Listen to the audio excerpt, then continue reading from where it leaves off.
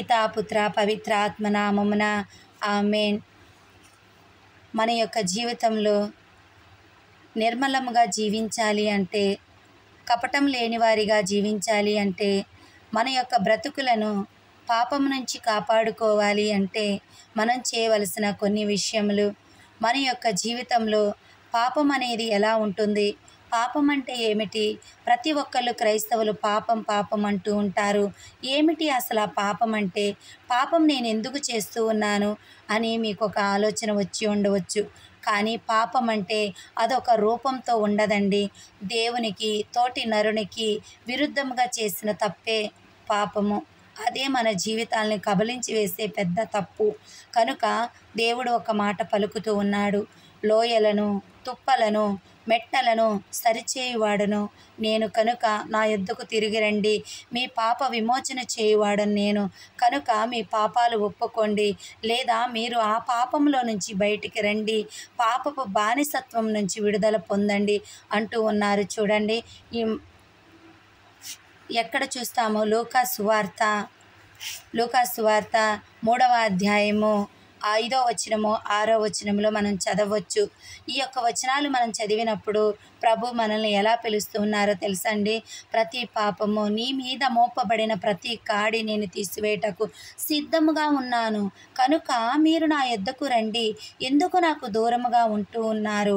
ఎందుకు నా నుంచి పారిపోతూ ఉన్నారు అని ప్రభు సెలవిస్తూ ఉన్నారు. ఎందుకండి? మనల్ని శిక్షించేవాడా దేవుడు? మనల్ని లేకపోతే దండించేవాడా, కొట్టేవాడా? కాదు కదండి. ఎందుకు ప్రభు నుంచి మనం దూరం అయిపోతూ ఉన్నాము? ప్రభువుకి ఎందుకు దగ్గరకు రావడానికి వెనుకంజ వేస్తూ ఉన్నామో తెలుసా అండి?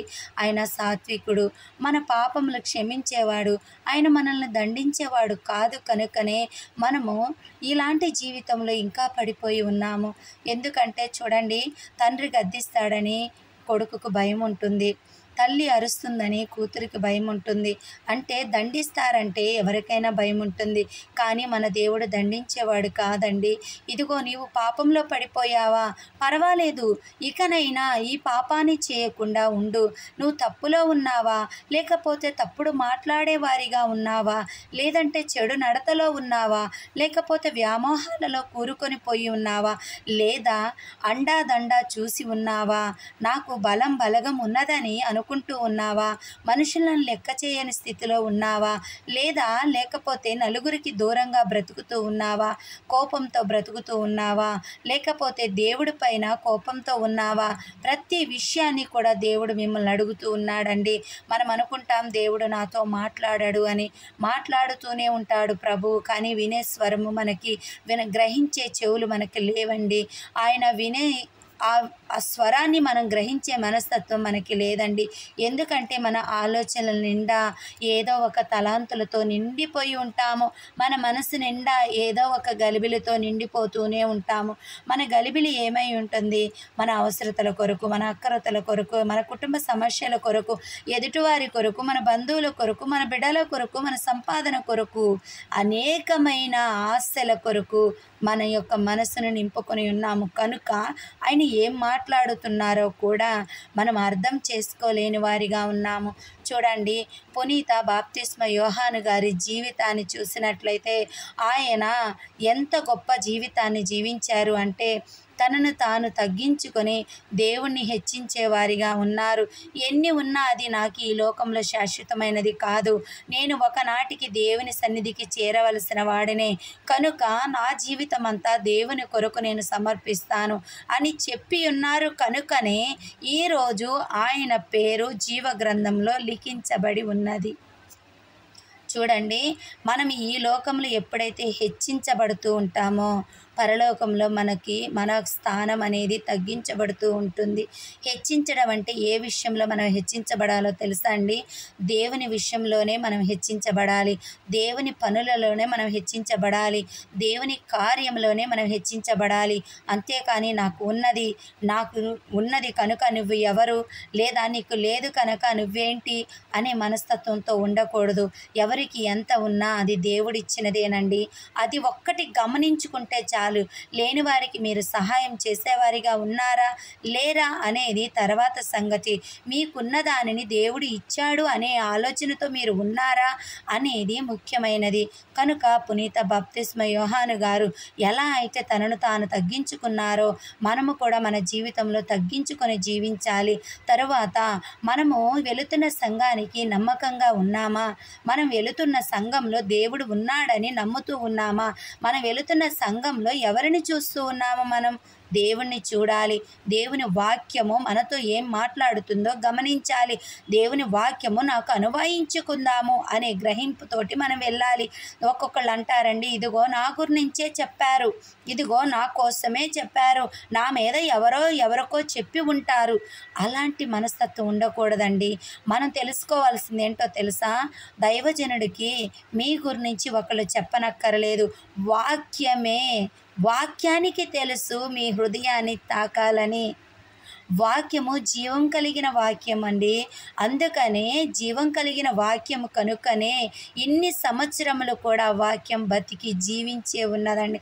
ప్రతి ఒక్కళ్ళ హృదయంలోనికి చొచ్చుకొని పోతూ ఉన్నది. ఎవరి మాటల ద్వారాగా, క్రియల ద్వారాగా, పనుల ద్వారాగా, చేతల ద్వారాగా లేదా వాక్యము ద్వారాగా ఎలా వెళుతూ ఉన్నదండి. పునీత మదర్ తెరీసమ్మ గారు సేవ చేసి వాక్యాన్ని ప్రకటించారు. అంటే బైబిల్ తీసుకోలేదు, మైకులలో మాట్లాడలేదు.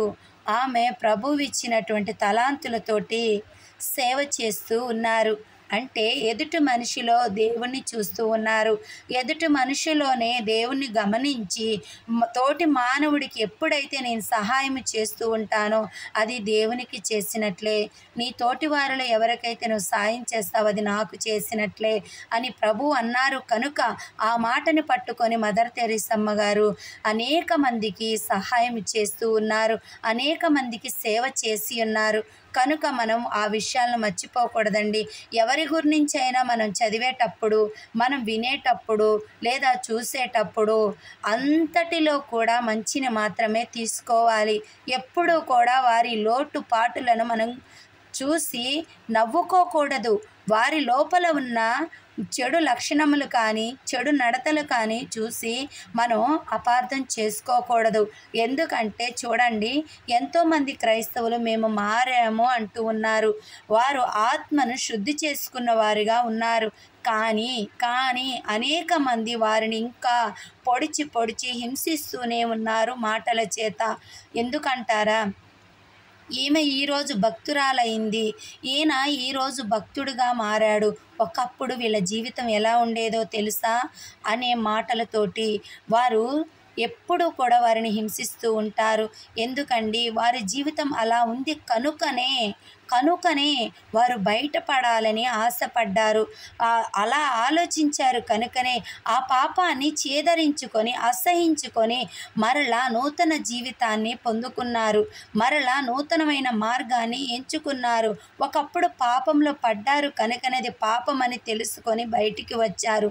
వారు ఎలా మారారు, ఎలా మార్పు చెందారు, దానివల్ల వారి కుటుంబం ఎలా ఉన్నది అనేది ఆలోచించాలి తప్ప దానికి వంకలు అనేది చూడకూడదండి.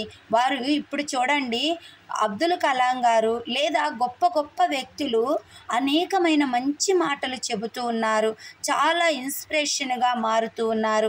అనేక మంది పిల్లలు వాళ్ళని ఇన్స్పైర్గా తీసుకొని అనేకమైన రంగాలలో ముందుకు వెళుతూ ఉన్నారు. అంటే ఆయన మాటలు మంచివి కావా అండి? ఆయన నడతలు మంచివి కాదా?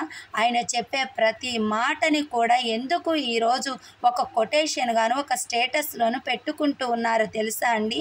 ఎవరు చెప్పినా మంచి చెబుతూ ఉన్నప్పుడు వినడం మంచిది, పాటించడం మంచిది.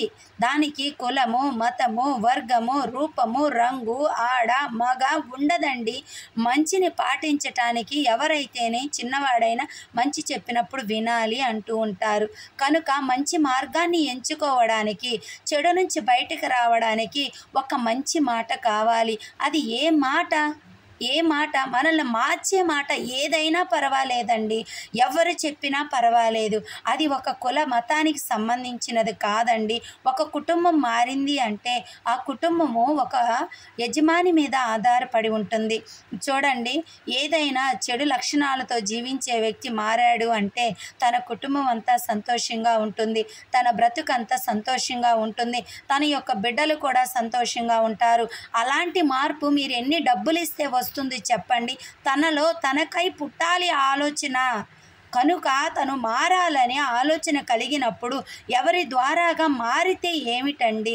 ఎవరి సాక్ష్యం ద్వారాగో, ఎవరి నడతల ద్వారాగో, ఎవరి ఆలోచనల ద్వారాగో మారుతూ ఉన్నప్పుడు మనం దాన్ని తప్పు పట్టకూడదు. ఒక కుటుంబం మారటమే మనకు కావాలి. ఒక కుటుంబంలో చెడు లక్షణాలతో జీవించే వ్యక్తి మార్పు చెందడమే మనకు కావాలి. కనుక వారు మారినప్పుడు సంతోషపడాలి. ఇదిగో, పాపాత్ముడుగా ఉండి నశించిపోవుట కంటే పుణ్యాత్ముడుగా ఉండి మంచి మార్గంలో నడుచుట మేలు. కనుక ఈ మాటలను మనం గ్రహించుకొని ఎవరు చెప్పినా చిన్న పెద్ద అనే తేడా లేకుండా మనము ఎవరు చెప్పినా కూడా మంచి మాటలను గ్రహించి మన జీవితాలకు అన్వయించుకొని దేవుని వాక్యము మనకెప్పుడు కూడా బోధించబడుతూ ఉంటుందండి. అది ఎలా అంటే మనం దేవాలయానికి వెళ్ళినప్పుడు ఒకసారి బోధించబడుతూ ఉంటుంది. మన తోటి మానవులలో కూడా వారు చేసే క్రియలను బట్టి వారు ఎవరైనా పర్వాలేదండి, మంచి నేర్చుకోవడానికి మనం మంచి నేర్చుకొని మాత్రమే మంచి మార్గంలో నడవగలం.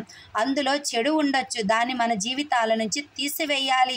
ఒక సినిమా చూసినా సరే అండి, సినిమా అంతటిలో కూడా ఒక మంచి కొటేషన్ ఉంటుంది, లేదా ఒక మంచి లక్షణం ఉంటుంది. దాంట్లో మనకి ఏదో ఒకటి నేర్పిస్తూ ఉంటారు. దానిని మన జీవితానికి అన్వయించుకోవాలి. నువ్వెంత సినిమా చూసావు, లేదా ఎంతసేపు నువ్వు ఒకరితో సహవాసం చేశావు అనేది కాదు, వారి జీవితంలో ఏం జరిగింది, ఎక్కడ వారు పడిపోయారు, ఎక్కడ లేచారు, మన జీవితం అలా ఉన్నదా? వారు లేవడం వల్ల లేదా వారు గ్రహించడం వల్ల వారి జీవితంలో ఏ మార్పు కలిగింది? మంచి నేర్చుకుందాము, మంచి వైపు నడుద్దాము, మంచిని అనుసరిద్దాము, మంచిని ప్రకటిద్దాము. ఈ మాటలను దేవుడు దీవించి ఆశీర్వదించునుగాక. పితా పుత్ర పవిత్రాత్మ నామమున ఆమేన్.